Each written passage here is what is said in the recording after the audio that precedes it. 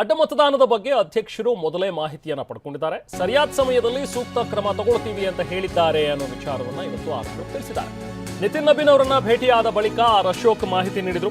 BJP ರಾಷ್ಟ್ರೀಯ ಅಧ್ಯಕ್ಷರಾಗಿರುವಂತಹ ನಿತಿನ್ ನಬೀನ್ ಅವರನ್ನ ಇವತ್ತು ಆರ್ ಅಶೋಕ್ ಮತ್ತು ಬಿವೈ ವಿಜಯೇಂದ್ರ ಭೇಟಿಯಾಗಿದ್ದಾರೆ.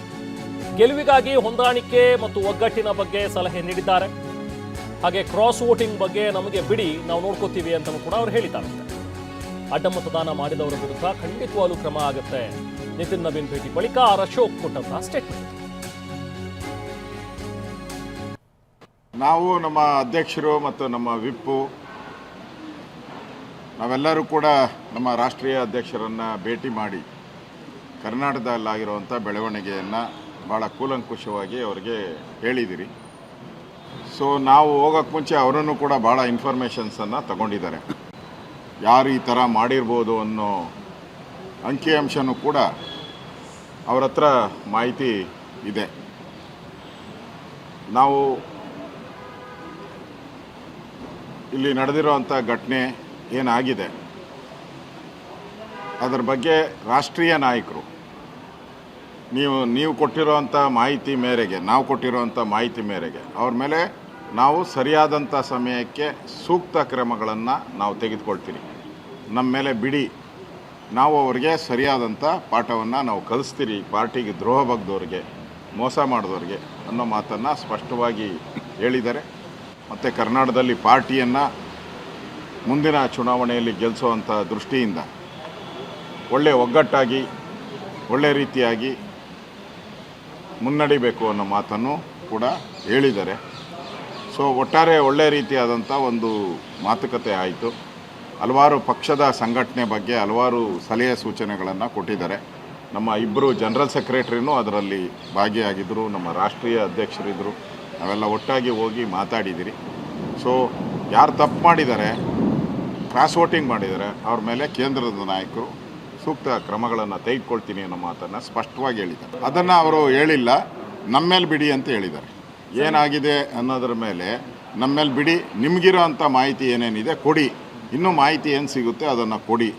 ನಾವು ಈಗಾಗಲೇ ಮಾಹಿತಿಯನ್ನು ನಾವು ತರಿಸ್ಕೊತೀರಿ.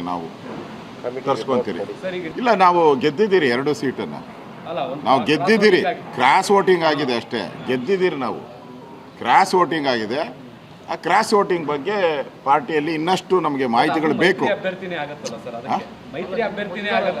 ಹೌದು, ಮೈತ್ರಿ ಅಭ್ಯರ್ಥಿನೇ. ನಾವು ಇಲ್ಲ ಅಂತ ಹೇಳಿದ್ರಲ್ಲ, NDA ಅಭ್ಯರ್ಥಿನೇ, ಪ್ರಶ್ನೆನೇ ಇಲ್ಲ.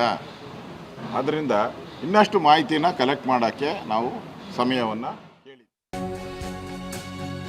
ಜೊತೆಗೆ ಈಗ ಅಡ್ಡ ಮತದಾನದ ವಿಚಾರವನ್ನ ಅಧ್ಯಕ್ಷರಿಗೆ ಅವರ ಗಮನಕ್ಕೆ ತಂದಿದ್ದೀವಿ ಅನ್ನುವಂಥ ವಿಚಾರವನ್ನ ರಾಜ್ಯಾಧ್ಯಕ್ಷ ವಿಜಯೇಂದ್ರ ಅವರು ಕೂಡ ಹೇಳಿದ್ರು. ಬಿಜೆಪಿ ರಾಷ್ಟ್ರೀಯ ಅಧ್ಯಕ್ಷರಾಗಿರುವಂತಹ ನಿತಿನ್ ನಬೀನ್ ಅವ್ರ ಜೊತೆಗೆ ಮಾತಾಡಿದ್ದೀವಿ, ಅವರ ಗಮನಕ್ಕೆ ತಂದಿದ್ದೀವಿ.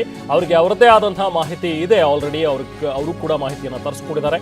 ಸೊ ಯಾರು ದ್ರೋಹ ಎಸಗಿದ್ದಾರೆ, ಖಂಡಿತವಾಗ್ಲೂ ಅವ್ರ ವಿರುದ್ಧ ಕ್ರಮ ಕೈಗೊಳ್ಳಲಾಗುತ್ತೆ ಅನ್ನುವಂಥ ಮಾತುಗಳನ್ನು ಕೂಡ ಬಿವೈ ವಿಜಯೇಂದ್ರ ಹೇಳಿದ್ರು. ಸಂಘಟನೆಯ ವಿಚಾರದಲ್ಲಿ ಕೂಡ ನಮಗೆ ಸಲಹೆ ನೀಡಿದ್ದಾರೆ. ಮುಂದಿನ ದಿನಗಳಲ್ಲಿ ಪಕ್ಷ ಅಧಿಕಾರಕ್ಕೆ ತರೋದಕ್ಕೆ ಸಲಹೆ ನೀಡಿದ್ದಾರೆ ಅನ್ನುವಂಥದ್ದನ್ನು ತಿಳಿಸಿದರು. ವಿಸ್ತಾರವಾಗಿ ಎಲ್ಲ ವಿಚಾರಗಳನ್ನು ಕೂಡ ರಾಷ್ಟ್ರೀಯ ಅಧ್ಯಕ್ಷರ ಗಮನಕ್ಕೆ ನಾವು ತಂದಿದ್ದೇವೆ. ಅವರದೇ ಆದಂಥ ಮಾಹಿತಿ ಅಧ್ಯಕ್ಷರು ಕೂಡ ಇತ್ತು. ಈ ಪ್ರಕರಣವನ್ನು ಭಾಳ ಗಂಭೀರವಾಗಿ ತೆಗೆದುಕೊಂಡಿದ್ದೇವೆ. ಯಾರು ಅನ್ಯಾಯ ಮಾಡಿದ್ದಾರೆ, ದ್ರೋಹ ಎಸಗುವಂಥ ಕೆಲಸ ಮಾಡಿದ್ದಾರೆ, ಒಂದು ಕಠಿಣವಾಗಿರ್ತಕ್ಕಂಥ ನಿರ್ಣಯವನ್ನು ಮಾಡಲೇಬೇಕಾಗ್ತದೆ. ನಾವು ಕೂಡ ಮಾಹಿತಿಯನ್ನು ತೆಗೆದುಕೊಳ್ತೇವೆ. ಇನ್ನೂ ಏನಾದರೂ ಮಾಹಿತಿಗಳಿದ್ದರೆ ನಮಗೆ ತಿಳಿಸಿ ಅನ್ನೋ ಮಾತನ್ನು ಅವ್ರು ಹೇಳಿದ್ದಾರೆ. ಸಂಘಟನಾತ್ಮಕ ಕೂಡ ಸಲಹೆಗಳನ್ನು ನೀಡಿದ್ದಾರೆ. ಪಕ್ಷ ಇನ್ನೂ ಕೂಡ ಬಲಪಡಿಸುವಂಥ ಕೆಲಸ ಆಗಬೇಕು.